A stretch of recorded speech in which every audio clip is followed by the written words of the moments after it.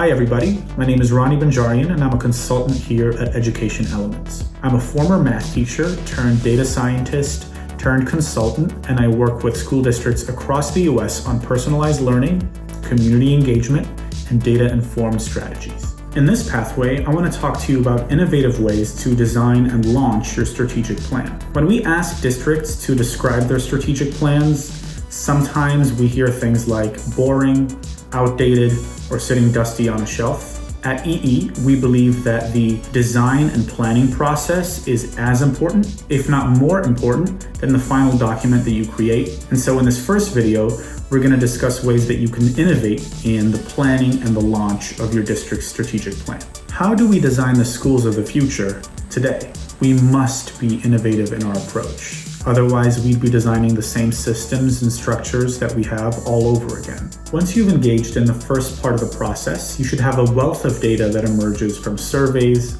empathy interviews, and family focus groups, as well as things like state test scores and graduation rates. Next, assemble your steering team and start to look for trends in the data by looking at cross-sections of different types of data, as well as cross-sections of your stakeholder groups. Here are some example trends that you might find from reviewing these cross-sections. There are not enough structures to support community wellness and student mental health. There's likely to be substantial growth in the number of school-aged children in the next 5 years. There should be a focus on maintaining a high level of academic programs. There is a desire for additional supports for struggling learners. Step 2. Start to think about articulating why the trends are happening and how it matters.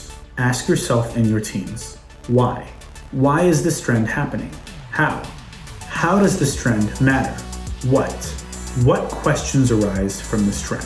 Step 3, ideate and wildly brainstorm. Human-centered design thinking is a practice from the design firm IDEO, as well as the Stanford School of Design, and it encourages you at this point to ideate and wildly brainstorm as many ideas as possible, which can be challenging for a lot of us. Anne Manning at the Harvard Extension School believes that at this point you should be clear to your team when you're engaging with divergent thinking or convergent thinking. Divergent thinking is the process of brainstorming and coming up with new ideas, whereas convergent thinking is the process of reflecting on those ideas. And Manning challenges us to create space and spend at least some time just coming up with ideas without judging them and separating that process from the process of evaluating them.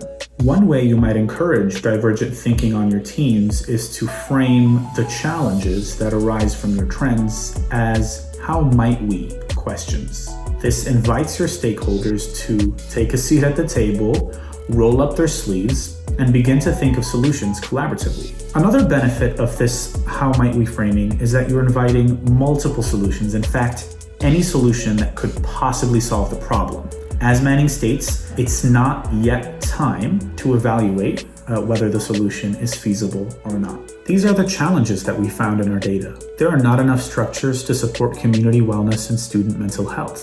There is likely to be substantial growth in the number of school-aged children in the next 5 years. There should be a focus on maintaining a high level of academic programs. There is a desire for additional supports for struggling learners. Taking these challenges and reframing them as "how might we?" questions yields "how might we create structures to support community wellness and student mental health? How might we ensure we have space and resources available for the rising number of school-aged children in the next 5 years? How might we maintain a high level of academic programs? How might we provide additional supports for struggling learners?" Hopefully, at this point, you have your "how might we" questions and you've encouraged the wild brainstorming from your community and your teams, and you have an overwhelming number of ideas.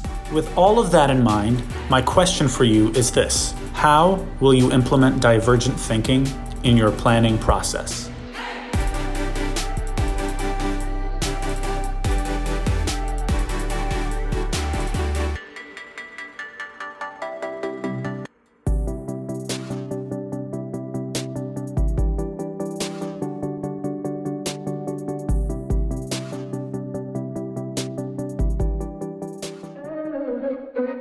Hi, I'm Gabby Hewitt from Education Elements. I'm an associate partner helping school districts create more responsive systems and equitable experiences for their teams and students. Today, I'd like to share an activity that's not only important to the strategic planning process, but can help you prioritize during any large and complex projects. About a year ago, my family moved into our forever home right outside of the city of Pittsburgh. The house checked off almost all of our boxes, but we knew if we truly wanted to make it our own, there were a few areas that we wanted to renovate. So minutes after moving in, we did what any couple who watches way too much HGTV does. We started making our list of renovation projects. First on my husband's list, converting our double garage into a fully functioning basement. First on my list, updating our 90s style kitchen to make it more modern. Although I'm not the handy partner in our relationship, I immediately stated that the kitchen should take priority. My husband, on the other hand, had other ideas. With two competing priorities, we needed to align on where to begin with our renovations.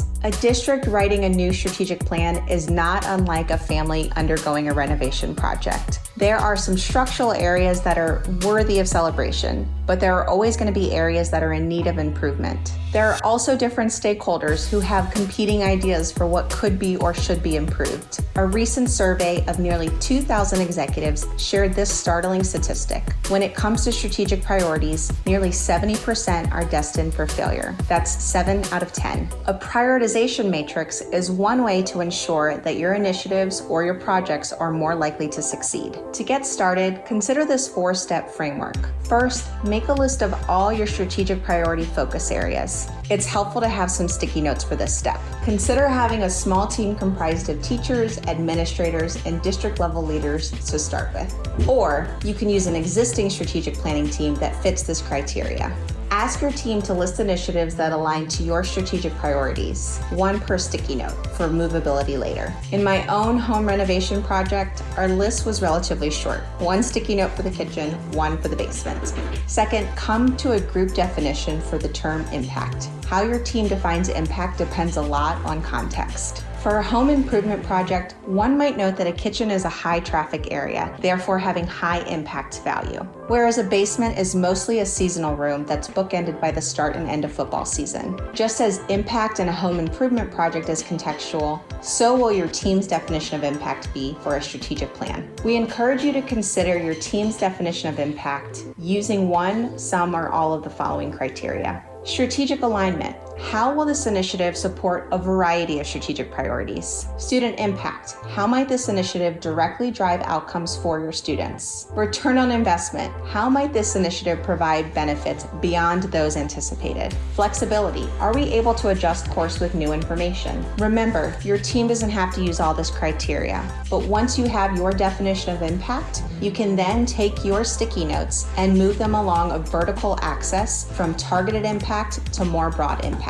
Third, as a group, define what ease means for your district. Our definition of impact can vary widely depending on our own knowledge, skills, and experience. As a homeowner, I imagined renovating an existing kitchen would be so much easier than building a brand new basement from a garage. My husband, on the other hand, believed the basement renovation to be easier. I defined ease by efficiency, what would take less time to complete. As a true do-it-yourself guy, he defined ease by what he could do himself without having to hire external help. Similar to defining impact, a strategic planning team may decide to use one, some, or all of the following criteria to define ease. Feasibility. How do our existing structures support this initiative? Risk. How certain are we in our ability to implement this initiative? Resource availability and support. Does our staff already have the existing capabilities to implement this initiative? Cost. How will this initiative impact our bottom line, and can we absorb any budget projections? Once you've aligned on your team's definition of ease, take those same sticky notes that you moved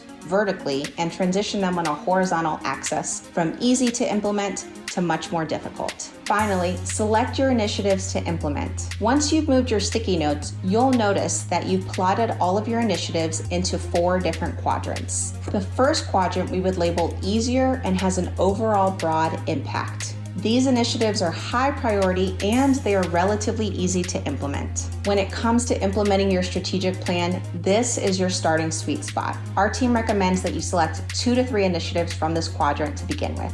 The second quadrant is what we call difficult but also has broad impact. These are your bold ideas. In addition to the sweet spot, some districts might suggest selecting 1 to 2 initiatives from this quadrant. Taking initiatives from this category can help to really embody the change that you seek. Easy and worth it for a targeted group. These ideas are likely easy to implement within the current context of your district, and they have targeted impact on a select group of stakeholders. Consider whether they need to be included in your strategic plan or whether they can be left up to other decision makers, such as school or grade level teams. And finally, the last quadrant we would label difficult, but certainly worth it for a targeted group within your district. These initiatives impact a smaller, more targeted group of stakeholders, so they may not be far-reaching, but they are important initiatives given specialized needs. Similar to the easy and targeted quadrant, you may want to leave these initiatives to a smaller group of decision makers, and you can let those groups, such as school or grade level teams, lead decisions on that particular initiative. Now that you have your prioritization matrix, your strategic planning team can lead implementation with the knowledge that you have a manageable and high-impact list of priorities. Without this matrix, your team might have been tempted to fix all the things right away. But as I am learning with our home improvement journey, the more successful route to implementation is to start with a few manageable and feasible projects first. It may mean that my kitchen is still not renovated, and while our basement is complete, it's getting some new additions. We can always add new priorities along the way to add to our vision of transformation.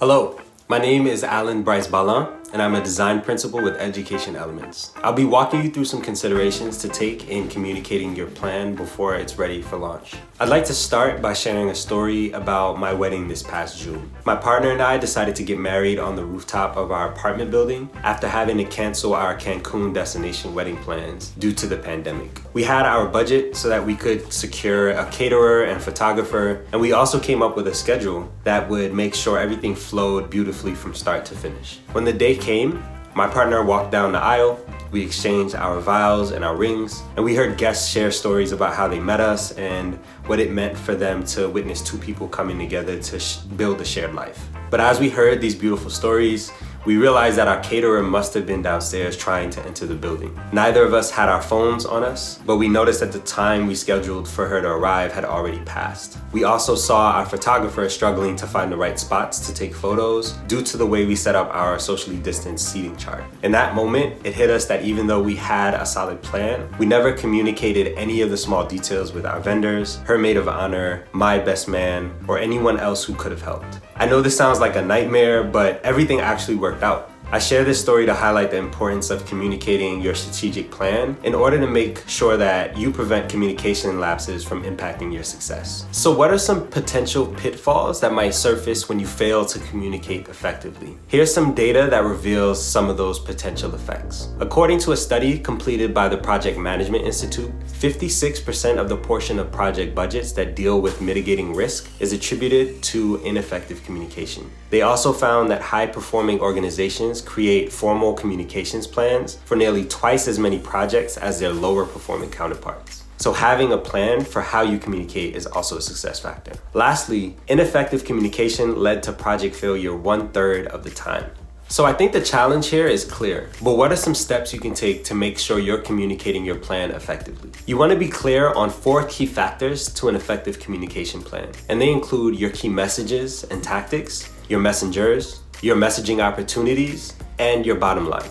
As I go through the essential questions for each of these factors, you'll see possible responses on the right. For key messages and tactics, your essential question might be, how are we tailoring our plan's overall message to each audience? Are you using social media, email, newsletters, or a website? Where are you storing this information so that it continues to be accessible after you've made contact? For messengers, you're asking who are the best messengers for any given message and/or audience. When thinking about your opportunities to actually share a message, you should ask, when might we share this message and how often should we communicate to provide our community with updates? And lastly, in thinking about the bottom line of your communication, at the end of the day, what do we hope each audience will take away from our effective communication? When you communicate effectively, you activate effective project leadership. This means that you've been able to communicate your desired vision and process effectively in order to guide and motivate team members, stakeholders, and clients. You also satisfy your community members. Effectively communicating all aspects of your plan will also mean that your community will be satisfied with the process and the results.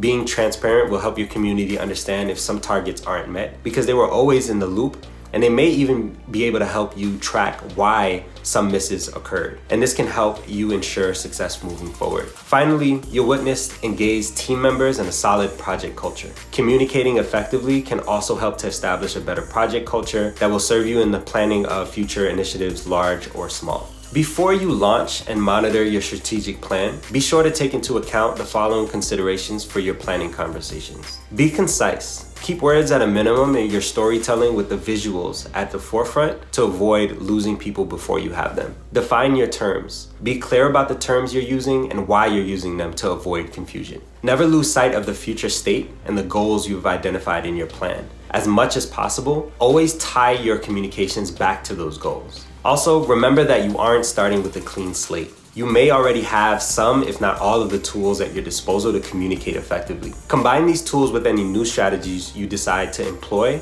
to maximize impact. And lastly, keep in mind how you are not only informing your community, but also inspiring and modeling action. To close out, I'd like to leave you with this question. What impact do you wish effective communication will have on your community and the success of your plan?